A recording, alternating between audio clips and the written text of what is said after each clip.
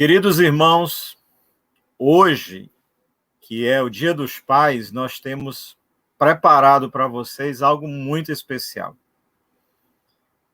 Será uma aula diferente, será uma aula de vida, será uma aula em que a alma de alguém extremamente usado por Deus é que vai nos contar a história de como Deus age, opera, transforma, usa, produz resultados no mundo espiritual, no mundo físico, na igreja, em famílias, em sociedade, num estado, numa região inteira do norte e até no mundo. Então, hoje, o presente que vocês estão recebendo é ter uma aula diferente, uma aula através de um testemunho. Então, eu quero dizer para vocês que hoje nós vamos ter uma entrevista de pelo menos aí 45 minutos com o pastor José João. Então, com vocês, junto comigo aqui, pastor José João.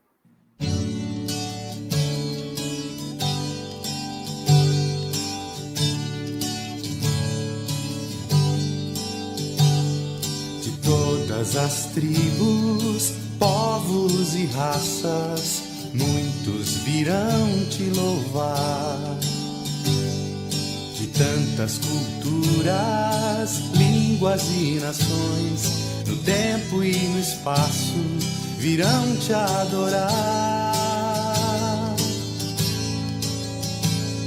Bendito seja sempre o Cordeiro, Filho de Deus, raiz de Davi. Bendito seja o seu santo nome, Cristo Jesus, presente aqui. La la la ya, la ya la la ya. Remidos comprados, grande multidão, muitos virão te louvar. Povo escolhido, teu reino e nação, no tempo e no espaço, virão te adorar. Bendito seja sempre o Cordeiro, Filho de Deus, raiz de Davi. Bendito seja o seu santo nome, Cristo Jesus, presente aqui.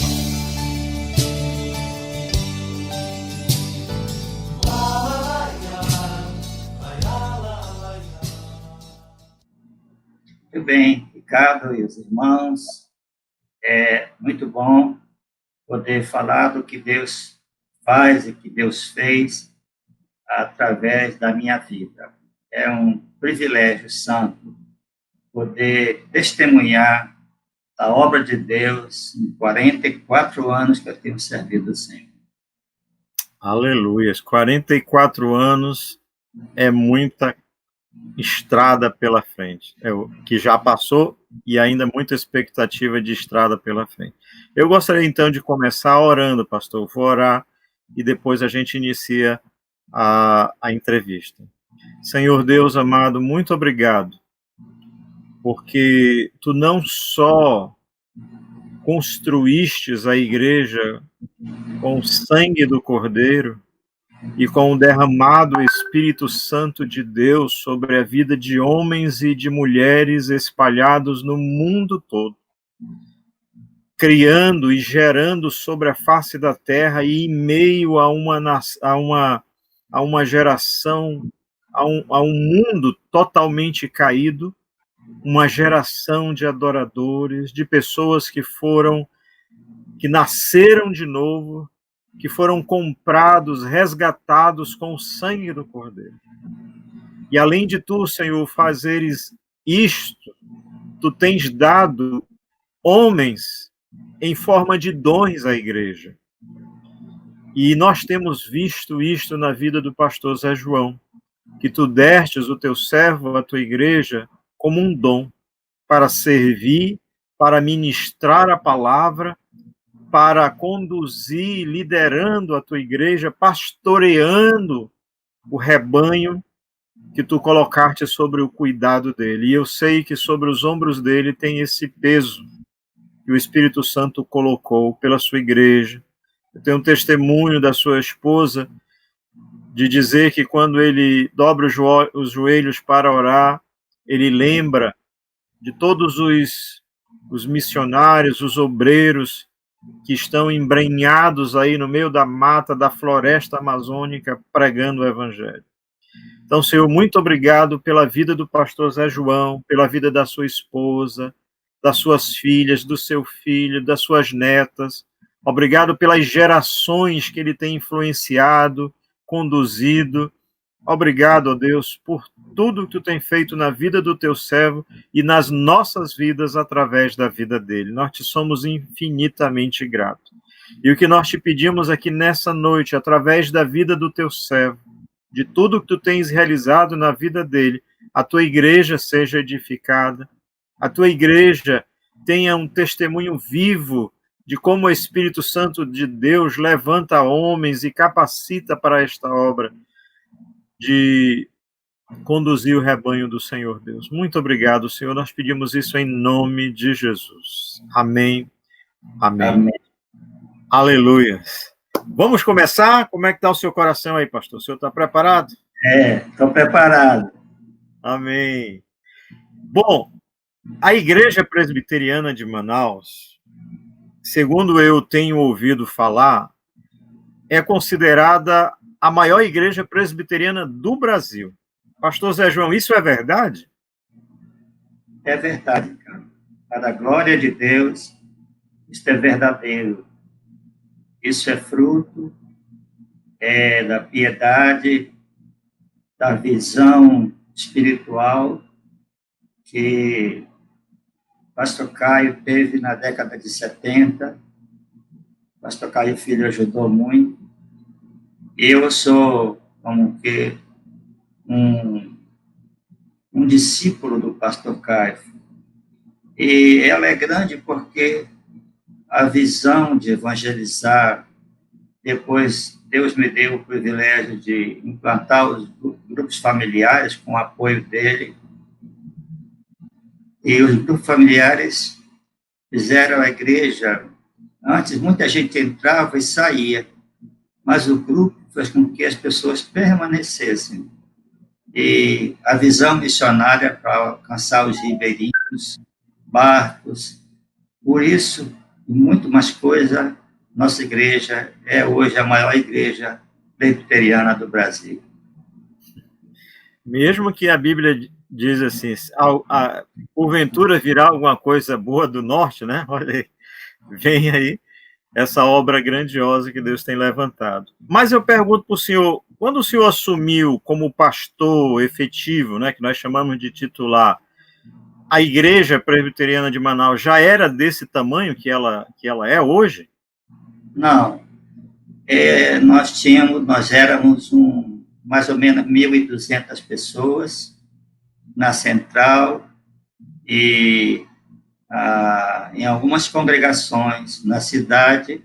No interior estava começando. Então, 1.200 membros é um número bem honesto para a gente falado quando eu recebi a igreja. Bom, já era um número muito bom, né? Cerca de 1.200 pessoas. Já é uma igreja grande, né? Muito grande. Alguma igreja presbiteriana no Brasil atualmente tem mais ou menos essa membresia, 1.200 pessoas? Desconheço. Eu acho que algumas igrejas, a oitava de Belo Horizonte deve ter mais de 4.000 ou 5.000. A Igreja Nacional tem mais de 1.000 pessoas. É que eu não sei se tem, mas deve ser mais de 1.000 pessoas. Eu não conheço outras igrejas, assim, talvez hoje a de Pinheiros, com o Hernandes, lá pregando, do lado do Arival, tem cerca de 800 a 1.000 pessoas. Muito bem. Bom, então, efetivamente, pensando aqui, porque o senhor pegou a igreja com em torno de umas 1.200 pessoas, e não muito distante, o senhor passou o bastão para o pastor Francisco Chaves, que é o atual pastor efetivo da igreja. Quando o senhor passou o bastão para o pastor Francisco, qual era o tamanho da igreja presbiteriana de Manaus? Cerca de 8.500 pessoas. E aqui eu quero considerar, a minha conta não é só membro, mas aqueles que frequentam, não se tornaram membros, mas frequentam, estão todo domingo ali. E as crianças, muitas crianças não são membros, não comungantes, porque os pais não foram batizados, e essas crianças também não podem se batizar. Então, nós somos hoje 102 congregações no interior e 36 em Manaus. Esse é um número bem real. Muito bem. Mas, pastor, ou seja, regionalmente aqui nós temos essa quantidade de igrejas, né? Mas, do ponto de vista do seu trabalho, do seu ministério, a gente não ficou situado só a Manaus, né? Eu sei que tem alguns trabalhos que envolvem âmbito nacional e em âmbito internacional. O senhor poderia falar um pouquinho sobre eles? No âmbito nacional, apoiamos uma pessoa no Nordeste que fundou uma igreja, mas nós entregamos para o presbitério de lá. E nós não temos igrejas além do estado do Amazonas. Em termos internacionais, o que nós temos são parcerias. Nós tivemos parcerias com 5 igrejas, parcerias muito boas para nos apoiar no trabalho missionário. Até uma parceria com uma igreja batista. Eles gostaram do nosso trabalho e apoiaram um projeto de plantar igreja lá no Carará, que é um lago na direção de Urucará.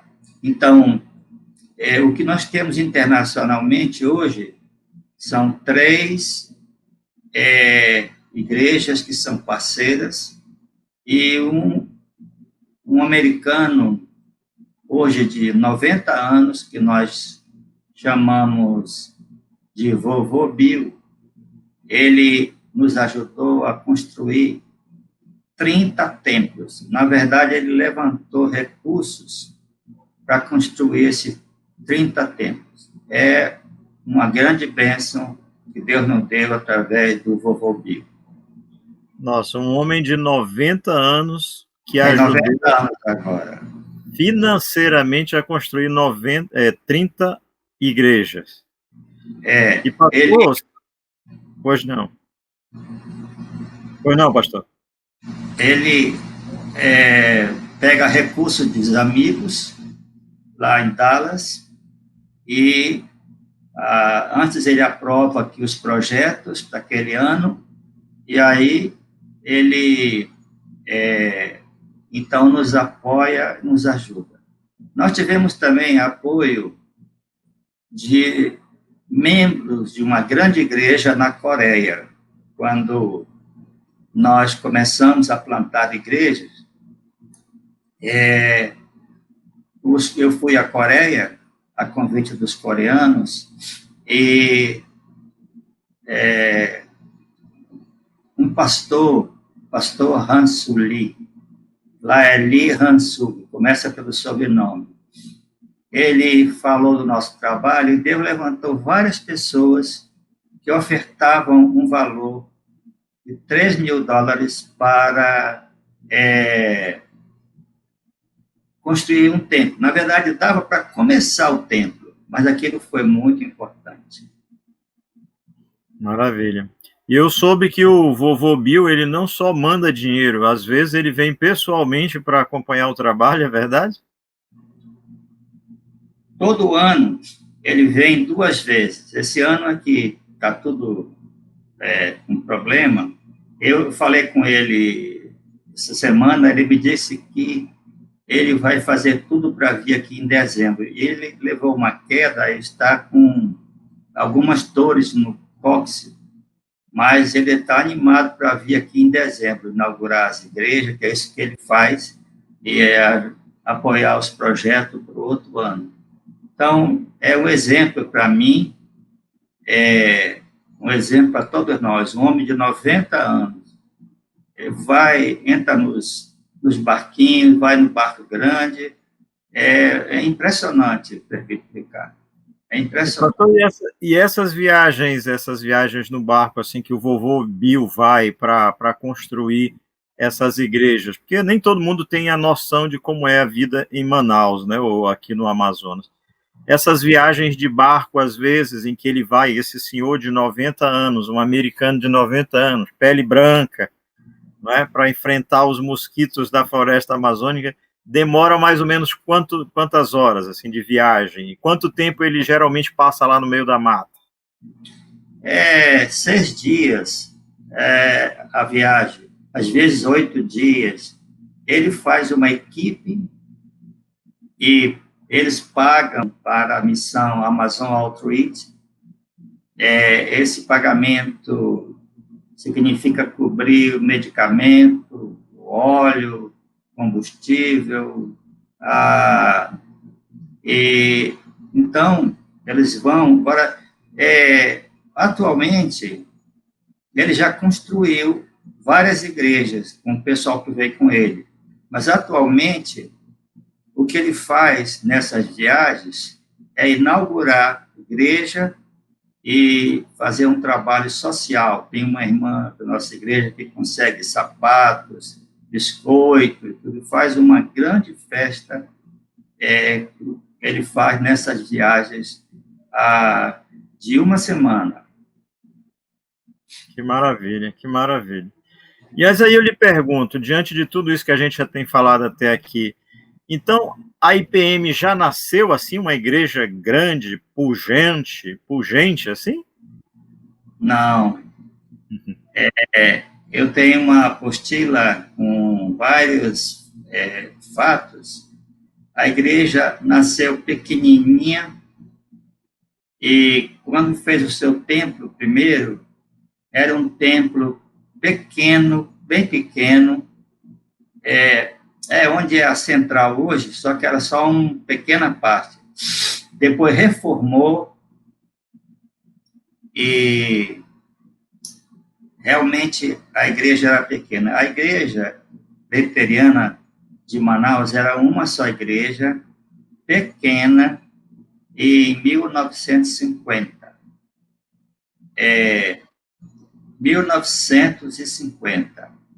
Ela tinha só uma igreja. Quando o pastor Caio chegou na igreja, em 71, 72, a igreja estava muito enfraquecida, poucos membros, e ele dedicou-se à oração, e Deus levantou o filho, o Caio Fábio Filho, e a igreja começou a se encher de jovens.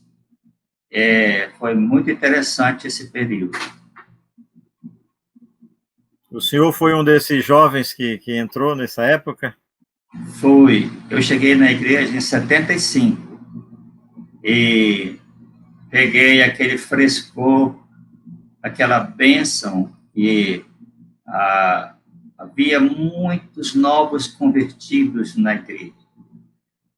Para ter uma ideia, Ricardo, a minha esposa foi eleita presidente da mocidade no mesmo ano que ela se converteu.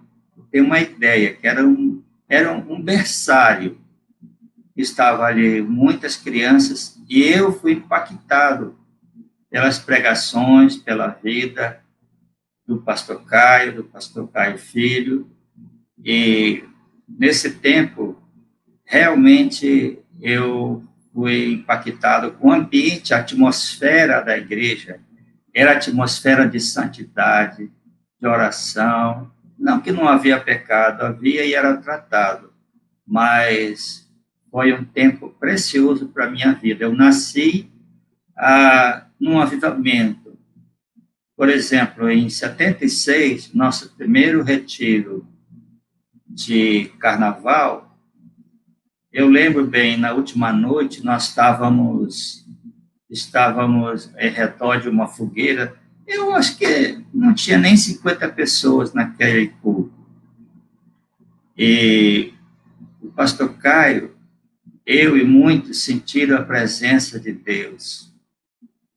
E eu chorava, o pastor Caio chorava, o pastor Caio, o pai. E eu estava impactado, eu nunca imaginei, eu sentia a presença de Deus. Eu era novo na fé, tinha 4 meses de fé. Foi maravilhoso, simplesmente maravilhoso. O presbítero Ricardo ainda alcançou aí alguns retiros lá no Betel. Saudou. Eu cheguei no Betel, pastor, já eu acho que em 84, mais ou menos, quando eu comecei a ir. Eu ainda lhe vi, eu sempre lembro, o senhor foi um dos professores que levou a palavra, e o senhor falou sobre anjos, nunca esqueci naquele retiro. Cabelinho preto, bem novinho ainda, e o senhor falou sobre anjos, foi uma mensagem impactante, muito, muito, nunca esqueci daquele retiro, pelo impacto de Deus na minha vida e pelos estudos que eu recebi. Bom, o senhor consegue, então, além do pastor Caio pai, nomear algum outro pastor que tenha passado aí pela IPM durante esse período antes do senhor? A igreja foi organizada em 1904 pelo reverendo Thompson. E tem alguns nomes que eu queria... Um nome que ficou 10 anos na igreja, o Alcides Nogueira, era um jovem, inteligente. O primeiro pastor foi Lourenço de Barro, mas o Alcides ficou uns 10 anos. E eu queria só falar, a partir de 51, pastor José Catanheiro de Matos Filho, que já está na glória, foi pastor por 10 anos na igreja. Ele foi usado por Deus para fundar igreja em São Jorge. Também o Hélio Nogueira, reverendo Hélio Nogueira, que é pai do Estênio Márcios. O reverendo Hélio foi um dos pastores da nossa igreja, e o pastor Felinto Almeida. Eu estou só lembrando década de 50, década de 60. Agora, então, pastor Mato e reverendo Hélio começaram a fundar igrejas, como também o presbítero João Crisóstomo de Oliveira, pai do Júnior, fundou a igreja do Crespo, que está lá na área do Crespo. Basicamente, é isso que aconteceu. Muito bem. Então, pastor, embora o senhor tenha feito referência a esse período do pastor Caio, mas, assim, mais especificamente, qual foi a grande influência dele, pastor Caio Fábio D'Araújo, na sua vida, no seu ministério? Ele foi muito influente. Eu convivi com ele 35 anos. E eu gostava de estar perto dele, de ouvir as histórias, ver como ele abria a Bíblia e nos ensinava. A igreja lá no Betel tinha uma barreira que rompia-se de vez em quando e fazia o lago.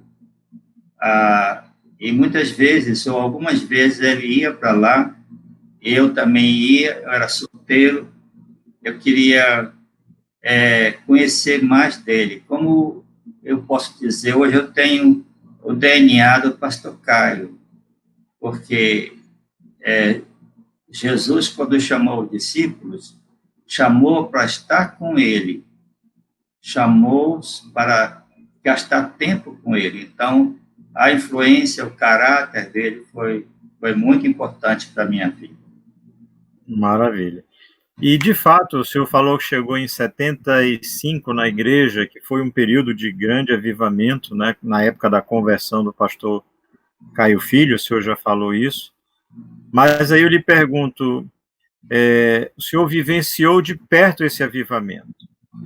Qual o reflexo dele em sua vida com Deus, no seu chamado pastoral e no seu ministério? Bom, eu aprendi a amar as pessoas, aprendi a amar missões. Esse tempo foi precioso. E fui aprendendo a lidar com a Bíblia, aprendi a orar, e o tempo, esse avivamento, ele ficou muito dentro da igreja. Ela cresceu, se fortaleceu. Como eu disse, a igreja tinha uma atmosfera espiritual. Os jovens tinham um padrão de santidade muito bem definido. E era precioso. E às vezes eu encontro com alguém daquela época, era muito difícil que um jovem casal praticasse sexo. Isso não se cogitava. O mundo também era outro. Nossos jovens hoje estão num bombardeio. Mas eu diria, presbítero Ricardo, que eu aprendi a viver em Cristo, vendo a vida dos meus líderes, e aprendi a viver em Cristo. Maravilha. Eu cheguei a experimentar um pouco desse período e de fato, eu vivenciei alguns momentos no culto ali na IPM, onde o poder de Deus se derramava de forma extraordinária. Da gente sair dali assim, porque tinha que acabar mesmo o culto, né? Do contrário, a gente ficava lá direto. Aliás, algumas vezes a gente ficava mesmo, virava a noite toda, e já entrava pela escola bíblica dominical, com aquilo que a gente chamava de vigília. E algumas experiências sobrenaturais com Deus. E falando de experiências sobrenaturais, o senhor que vivenciou essa questão toda desse avivamento, que acompanhou o pastor Caio, que era um homem extremamente sábio, mas cheio da unção de Deus. E já cheguei a ouvir também o senhor mesmo em algumas das suas pregações, falando de algumas experiências extraordinárias com Deus. O senhor poderia compartilhar algumas delas, assim, conosco? Nesses 40 e tantos anos na igreja, Deus me fez experimentar muita coisa. Mas eu vou compartilhar pelo menos uma. 2010, eu estava cansado, desanimado no ministério, pensando em entregar titularidade. E aí eu pedi do conselho 10 dias para me sair da cidade com a minha esposa. O conselho prontamente me atendeu. E nós fomos para um sítio de um irmão meu. E nesse sítio eu estava lá 5 dias, comendo, bebendo, e no 5º dia eu estava do mesmo jeito. Aí eu falei para minha esposa, a minha questão não é física, não é mental, é espiritual. Eu vou jejuar esses 5 dias que faltam para pedir a bênção de Deus. E comecei um jejum, ela veio para casa, aqui na cidade, comecei um jejum parcial, comendo um pouco durante o dia, orando, lendo a Bíblia. Primeiro dia se passou, o segundo dia se passou. No terceiro dia, à noite, eu estava numa área externa da casa e eu falei quebrantado, quase chorando, dizendo: Deus, eu não aguento mais. Veio um poder do alto sobre a minha vida que eu nunca tinha experimentado naquela intensidade. E eu me ajoelhei e o poder de Deus estava sobre mim. Eu não sei se 20 minutos, 30 minutos, 40 minutos, não sei. Ali estava o poder de Deus e eu estava orando, louvando a Deus. E quando eu parei de orar, veio um pensamento na minha mente: tu tens todo isso aí, mas amanhã tu estás do mesmo jeito. Aí, no outro dia, eu acordei curado, animado, planejando, peguei minha agenda, passou todo o desânimo, passou todo o mal-estar, passou todo o cansaço. Foi uma noite maravilhosa. Aí eu ainda jejuei ainda um pouco, mas não tinha mais por que continuar, que Deus já tinha me dado a bênção. Aleluia. Eu tive diante em 2007, mas isso fica para outro vídeo. Aleluia. Que bênção, que coisa extraordinária. Agora, pastor, o Pedras Vivas, para aqueles que não conhecem aqui o Amazonas, não conhecem exatamente a Igreja Presbiteriana de Manaus, o Pedras Vivas, que nós temos o templo central, que é o histórico, que começou aí, o senhor falou, em 1904, é isso? Se eu não estou enganado. 1904. Então, nós temos esse prédio central e nós temos o Pedras Vivas, que é outra parte do templo nosso, em outro lugar. O Pedras Vivas pode ser considerado assim um dos grandes resultados do seu ministério? O senhor pode falar um pouco dele, como foi a compra daquele imóvel, como se deu todo o processo?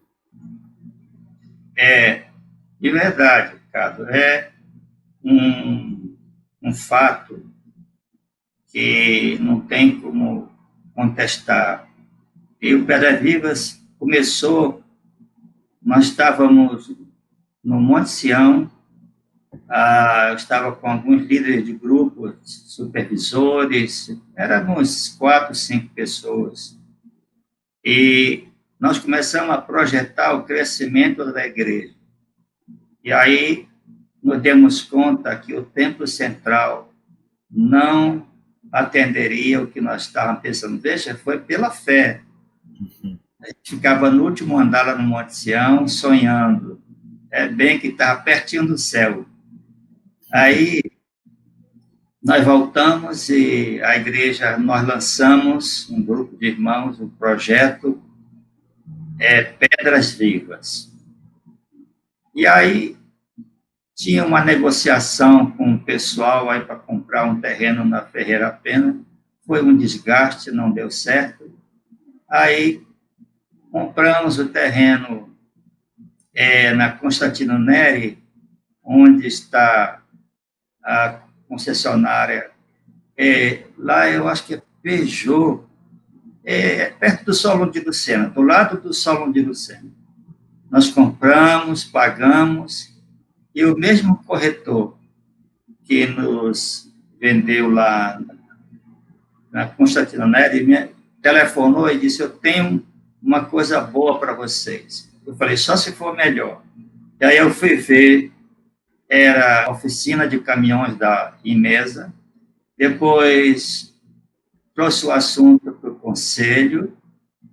conselho foi lá visitar, gostou do que viu e nós, depois de algumas negociações, a igreja comprou o espaço Pedras Vivas. Foi uma loucura, mas uma loucura santa. E aquilo, eu liderei o conselho na aquisição daquele imóvel. Realmente é um lugar muito bom. Ainda ontem eu fiquei feliz que até o estacionamento serve de culto agora. É verdade. Eu estive lá, foi uma bênção. É um drive-in, um culto drive-in, foi impressionante. Mas é isso, Felipe Ricardo. O Pedras Vivas, em termos de coisa material, foi a maior realização do meu ministério. São quantas pessoas, pastor, num culto assim, que cabe no máximo? O arquiteto colocou 2.500, mas no musical, como tem que tirar várias áreas para facilitar o musical, a gente já coloca até 2.200.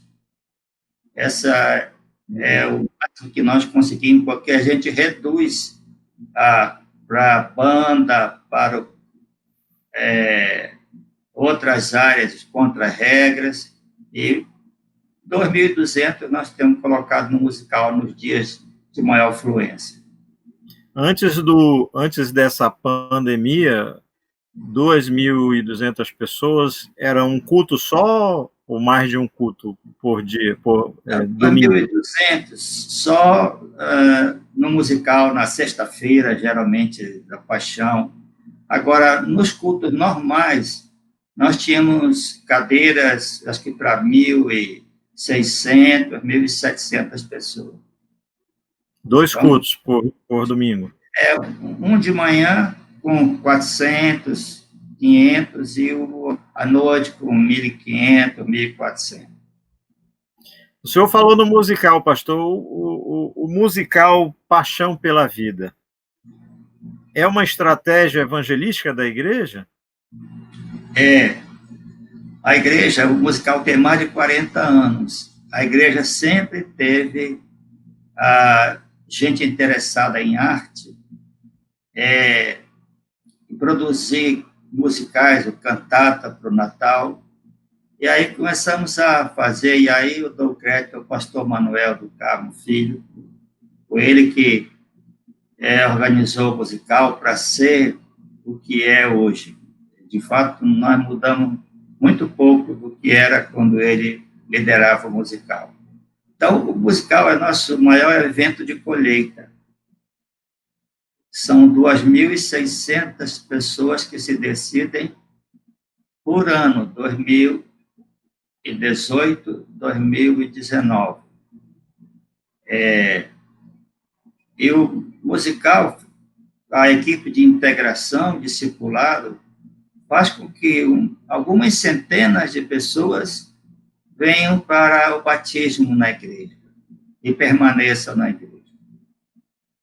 Esse batismo, geralmente, o senhor falou de 2.000 e poucas pessoas que fazem a decisão, algumas vão para as congregações, outras ficam ali no templo, mas em média, assim,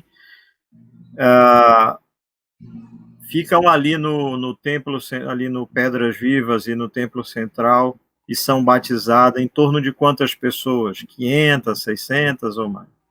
Eu acho que 200 pessoas, até 300, porque é assim, o discipulado.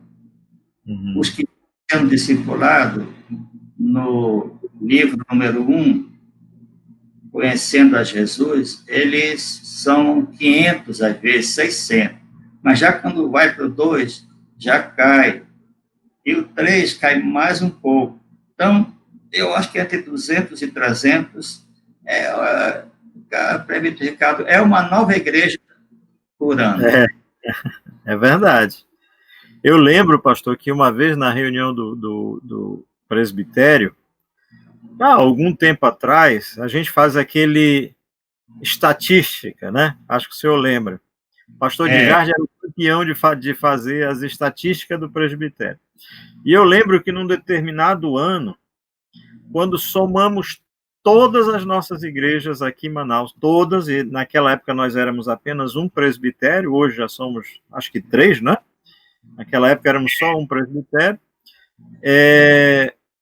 Quando se somou tudo, nós tínhamos 3 mil presbiterianos em Manaus. E naquele mesmo ano, a Assembleia de Deus batizava, na Ponta Negra, 3 mil pessoas no final do ano.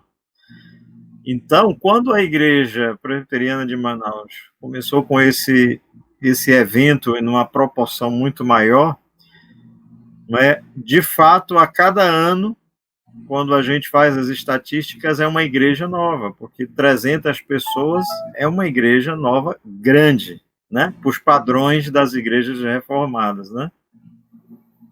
É verdade. Bom, tem outra pergunta aqui, pastor, bem interessante. O senhor falou no vovô Bill, falou em barcos, falou em viagens missionárias. Como é isso? A igreja tem barcos? O que são essas viagens missionárias que o senhor faz de referência? Como são? A igreja, ela tem 7 barcos e mais um cedido. É o barco Cega em Silva, que é um barco ambulatorial, está cedido pela Visão Mundial, não está ainda doado. São 2 barcos ambulatoriais, um que leva o meu nome. Eu quis que o doador mudasse, mas ainda não mudou. Eu queria um nome como o que está no... É um expresso, é o Ajato, é o Luz na Floresta. Luz na Floresta está muito a serviço das equipes missionárias que vão para as comunidades do Rio Negro. Os outros barcos servem para a igreja local, ali no Vairão, no São Sebastião do Atumã, lá em cima no Rio Ninim, e Urucará. Então, e um que está em Quari. Agora, as viagens é o seguinte: nós fazemos 42 viagens nesses 3 barcos por ano. Não esse ano de pandemia que parou tudo. O JJ faz 24 viagens, o Serguem 6 a 8 viagens, e o Lua da Floresta 12 viagens. Então, geralmente é assim: uma igreja, uma missão pede uma data, e a gente dá aquela data, e eles pagam a viagem. E aqui, Presbítero Ricardo, a igreja é que paga os salários dos marinheiros, cozinheiros, enfermeiros, dentista, médico. Então, quero que cada membro da igreja se alegre, que isso vai aí mais de 50 mil reais por mês o barco parado. Mas a equipe que vem, essa equipe viabiliza a viagem. E o que acontece?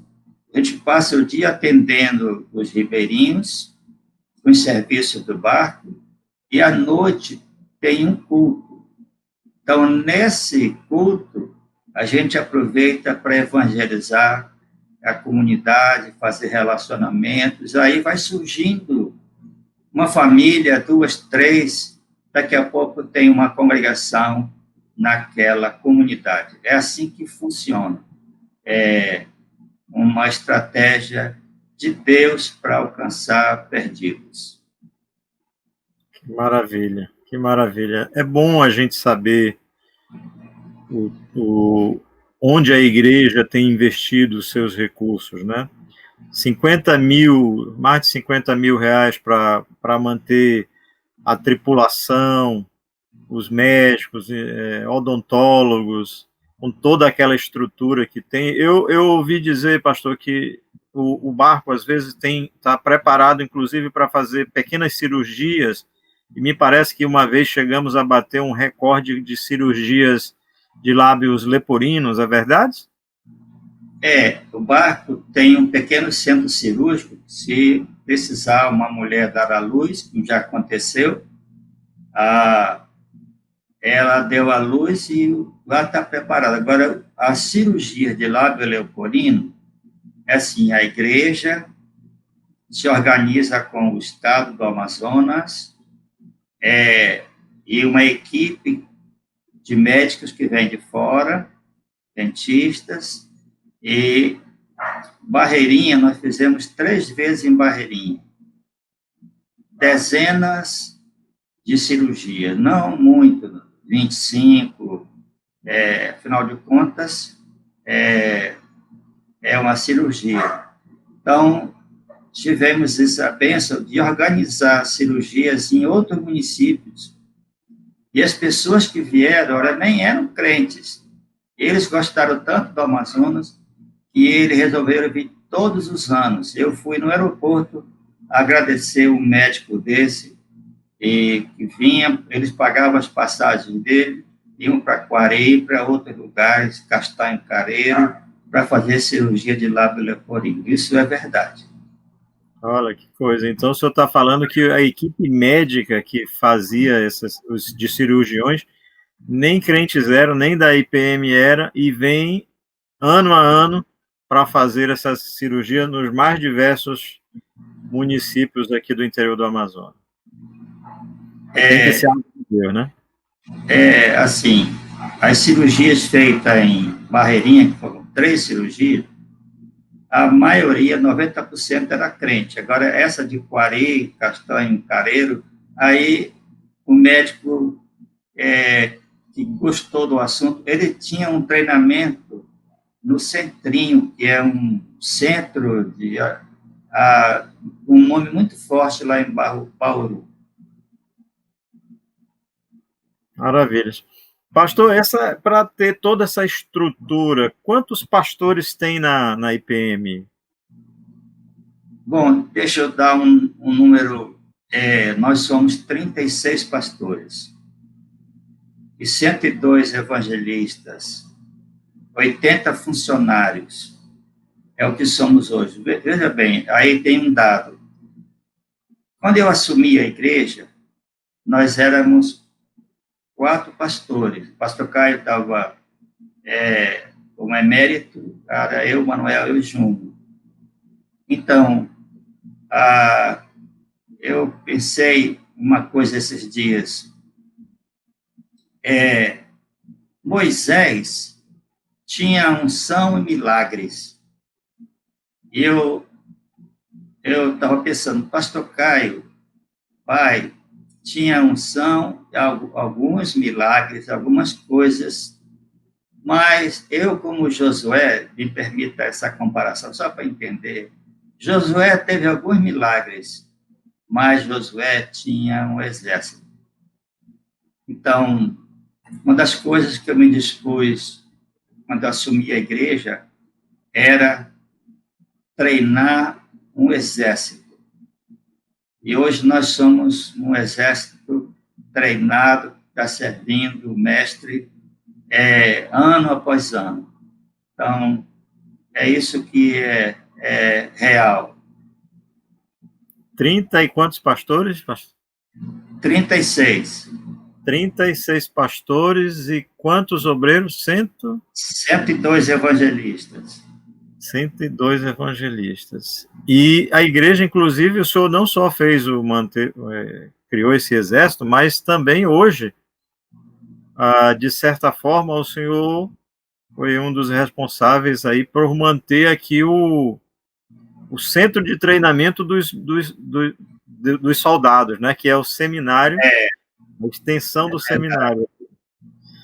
E, na verdade, boa parte dos seminaristas vem da igreja presbiteriana, não é isso? Da IPM, né? Aliás, né? Mas o CTM, o treinamento foi uma iniciativa do pastor Alcedi. CTM, eu sonhei, casou as duas coisas. E tem sido bênção para a igreja. E esse treinamento que tem lá tem gerado e tem treinado até indígenas. Que maravilha, né? É o Centro de Treinamento Missionário, né? O CTM, Centro de Treinamento Missionário. Esse é um local que recebe as pessoas que têm um chamado específico, né, de missões e que são treinados lá, diferente do seminário, não é isso, pastor? Ali é para plantar igreja, para ser missionário, um povo simples, entre indígenas, é isso que acontece. Muito bom. O nosso DNA, né? Nosso DNA, né? Com as nossas características aqui regionais. Bom, na verdade, o senhor ainda está na casa dos 60, não é isso? 60 anos ainda, né? 69. 69. E por que o senhor resolveu, pastor, ainda tão cedo deixar o que a gente chama de titularidade da igreja, né? Ficou um pastor ali conduzindo esses 36, se o senhor faz parte dos 36, 35 pastores e mais esses 102, 103 obreiros aí. Presbítero Ricardo, eu estava me sentindo cansado. E um líder cansado, ele não inspira muito, ele não tem paciência para novas ideias, novos projetos. E achei que o pastor Francisco estava mais preparado e com o gás para gastar em função da igreja. E eu pensei, vou gastar mais tempo em missões, que é meu sonho. Treinar obreiros, viajar, pregar nas congregações da cidade e do interior. Sim, eu estava cansado, e um líder cansado, ele não inspira, ele tem dificuldade. E aí eu achei que o pastor Francisco estava mais preparado. Ele até tinha convite de fora. Falei, não vá não, fique aqui e conversamos sobre uma ideia, uma data para ele assumir, e eu creio que foi de Deus aquilo que pensamos. Amém, amém, é verdade, tem sido mesmo. Bom, quais são, então, pastor, os seus projetos aí para os próximos 30 anos? Eu estou pedindo de Deus 20 anos. É o que eu falei agora, treinamento de obreiros, visitas ao campo e trabalhar mais a questão da parceria internacional. Nós temos um projeto, o Conselho já recebeu, mas aqui chama Amazon Vision 2030. Visão amazônica, tem em português, por enquanto eu só estou em inglês aqui em casa. Então, aqui é plantar 100 igrejas até 2030. Eu não sei quantas nós já plantamos, talvez umas 8 ou 10 nesses últimos 2 anos, mas eu estou precisando muito estudar inglês. Eu estou pensando num tempo sabático nos Estados Unidos, em que eu possa melhorar muito o meu inglês. 6 meses a 1 ano. Pelo menos 6 meses, eu acho que vai ser viável. Graças a Deus. Graças a Deus. A gente está com um pequeno probleminha já aqui no final, com a internet, está dando uma oscilação. E também já estamos há quase 1 hora, eu sei que o senhor é 1 hora sentado assim, respondendo perguntas, não é muito fácil. Mas está cortando um pouquinho, mas o senhor quer deixar a sua mensagem final para a igreja? Final aqui da entrevista. Eu queria dizer que é um privilégio poder servir a Deus. O meu chamado foi em 77, 78. Eu estava liderando a congregação de Manacapuru, era na estrada, no quilômetro 73, e quando Deus me falou claramente a minha responsabilidade com aquelas pessoas da congregação, porque eu estava me preparando para fazer um mestrado em Fortaleza, e o que aconteceu é que as crianças estavam caminhando para pegar a estrada, eu estava perto delas, no meu carro, e eu pedi de Deus uma palavra.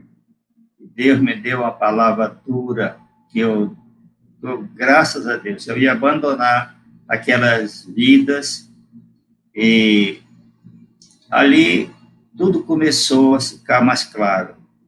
Então, minha palavra a você é: sirva a Deus com o que Ele colocar nas tuas mãos. Não seja negligente. Eu jamais pensei de ser pastor, jamais. E jamais liderar uma igreja tão grande, por tantos resultados. Sirva a Deus, faça o que Ele lhe colocar no coração. E assim você vai ser útil ao reino, feliz, e vai abençoar muitas vidas. Amém, aleluia. Pastor Zé João, eu quero agradecer imensamente o senhor ter se disposto a estar com a gente, falar da sua vida, falar do seu ministério, falar do que Deus fez através do Senhor, dos projetos que o senhor tem para o futuro, de como o Senhor pôde ser influenciado e influencia ainda hoje vidas através de tudo que Deus tem colocado nas mãos do Senhor para realizar. Eu, inclusive, sou uma pessoa muito grata por ser uma ovelha sua, por ter podido, ou ter tido o privilégio de, desde do ano de 84, lá no primeiro retiro, quando conheci o Senhor, poder acompanhar essa trajetória e agradecer a Deus por tudo que Ele tem feito na sua vida, na vida da Igreja Presbiteriana. Se você que está nos ouvindo não conhece essa igreja, você precisa conhecê-la. É uma igreja pujante, é uma igreja de relacionamentos, uma igreja que durante a semana está espalhada em vários grupos familiares em toda a cidade de Manaus. É algo impressionante como a igreja vive a vida cristã nesses pequenos grupos, e quando ela se reúne ali no templo central, é algo maravilhoso, indescritível, como Deus tem agido, e como Deus tem levantado ali lideranças, tudo isso, hoje, já sobre a condução do pastor Francisco, mas durante todo esse período, como o senhor mesmo disse, Deus levantou ali o pastor Caio, que tinha os milagres, que tinha ali o chamado de Deus, uma palavra muito, muito sábia, mas colocou nas suas mãos o conduzir, o construir, o preparar esse exército que hoje é de 36 pastores e mais de 100 obreiros espalhados em toda essa Manaus. Deus abençoe a vida do senhor, muito, muito obrigado. Sua esposa também é uma mulher de Deus, uma pessoa inspiradora, porque eu tenho visto ela ao seu lado, sempre, uma guerreira, uma mulher respeitada na igreja como alguém que, de fato, ali ajudou e tem ajudado fortemente o seu ministério, assim como seus filhos, A gente tem todos eles aí na igreja, servindo ao Senhor, e mesmo o que está lá nos Estados Unidos, também ali serve ao Senhor. E agora as netinhas também, eu sei que são a sua grande alegria. Então, muito obrigado, pastor, muito obrigado, de coração. Obrigado, eu que agradeço. Amém.